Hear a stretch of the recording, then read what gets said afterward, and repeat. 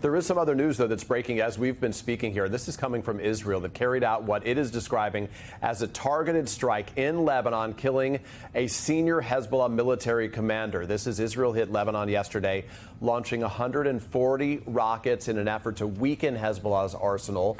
It comes after 2 days of deadly attacks earlier this week in Lebanon, where some 5,000 pagers and walkie-talkies exploded, killing that latest report, at least 37 people, including 2 children, and injuring close to 3,000. My colleague there in Tel Aviv is NBC international correspondent Raf Sanchez. He's joining us now. Raf, there is more reporting that we're learning about this strike. What can you tell us?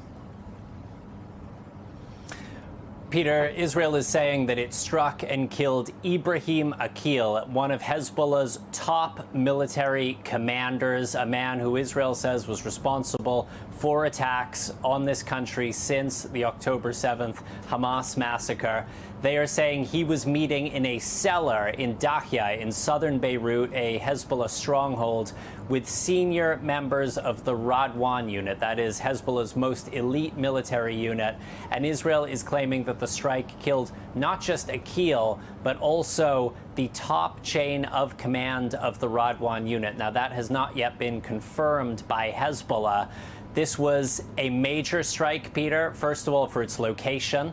The fact that it happened in Beirut, where Israel has largely refrained from striking over the course of the war, that is a major, major red line for Hezbollah. It is likely to draw a serious response.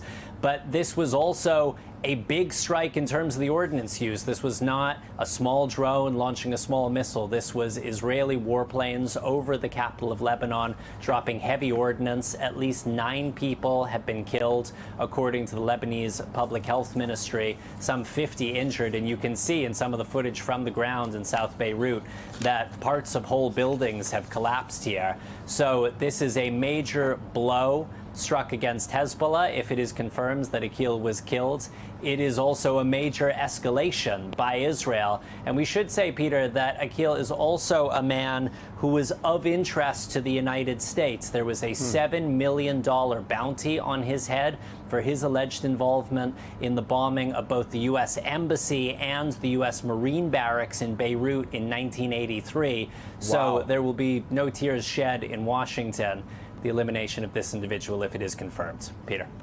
Wow, his history dates back, as you indicate, to that awful day for the American service members there. Raf Sanchez with the very latest. Raf, thank you. And joining me now is Mark Polymeropoulos, who spent years as a CIA officer, including as chief of operations in Europe and Eurasia. Colin Clark joins us as well, director of research at the Soufan Group. Mark, I want to get to you just the reaction to what we just heard right now about these latest these strikes taking place in Beirut, targeting this Hezbollah commander in a cellar there. Turns out the Israelis say that he was with other senior leadership of Hezbollah. How big of a strike is this, and what risk does it pose to the potential for a wider war in that region? So, first of all, Peter, Ibrahim Akil is someone the CIA, the U.S. intelligence community, know very well. He has a lot of American blood on his hands. As Ralph noted, responsible for the deaths of 241 American servicemen and servicewomen in the 1983 Hezbollah bombing of the Marine Corps barracks, and then the bombing of the U.S. Embassy in Beirut, where CIA officers and U.S. diplomats were killed as well. This is a very bad individual, and frankly, the Israelis, served some justice for Americans, for the families of those who've been killed. Again, this is someone that the CIA knew very, very well. What does it mean overall? And this is kind of coming to present day. I mean, Akil was in charge of the Radwan forces. That's Hezbollah's special forces. A unit that would sit along the border, that was seen, especially in the Israeli national security community, as a formidable adversary if Israel had to move into southern Lebanon. And it just goes once again to show, I think, how Israel has achieved almost kind of total intelligence dominance over Hezbollah. This has got to be getting into Hassan Nasrallah's head right now. Over the last 72 hours, some extraordinary operations, and it's clear to me that Israel is following the policy which they have done for some time over the years of escalating to de-escalate. They're making it so uncomfortable for Nasrallah, saying, if you want a wider war, this is what you're going to get. They're hoping that he stands down. The problem is, the adversary gets a vote, and it's still unclear what Nasrallah and, of course, his patrons in Iran, it's unclear what they'll do.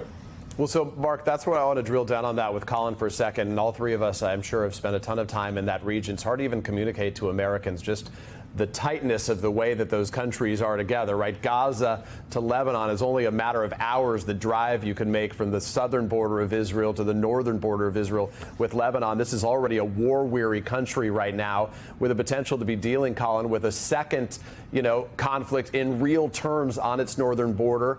What concerns you about this and the potential, as I was asking Mark, about this thing exploding with Hassan Nasrallah now waiting for whatever the retaliation may be? Look, I'm concerned about a broader conflagration, particularly one that drags in the United States. I think Hezbollah has to respond. There's nothing worse than showing weakness in the Middle East. Even if the response is performative or symbolic in nature, Hezbollah has to respond. Just an amazing kind of setup by the Israelis here with the pager and walkie-talkie explosions, disrupting Hezbollah's command and control, forcing them to meet in person, and then seemingly bombing that meeting of high-level individuals. So really an intelligence masterclass here by Mossad, by the Israelis, but the region's still on edge, waiting to see what happens next.